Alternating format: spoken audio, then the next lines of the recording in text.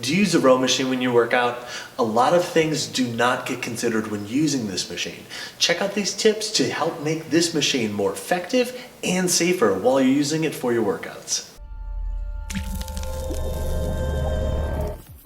Welcome back to Trainer Tip Tuesday. All month long, we are giving you tips on how to increase the effectiveness and safety while working on the row machine. Today specifically, we're gonna be talking about what your shoulder blades should be doing when you do this exercise. When you're doing a seated row, most people think about moving their arms and pulling their elbows past their ribs. And while that's fine, they're missing a huge component of this exercise, which is the motion of the shoulder blades. Now, as you pull back, you want to think about actually initiating the motion by pinching your shoulder blades together and maintaining that pinch and squeeze as you then pull your elbows back past the ribs. So you should feel your shoulder blades come forward on the way forward and pull back on the way back, squeezing and pinching between your shoulder blades in your upper back and mid back area.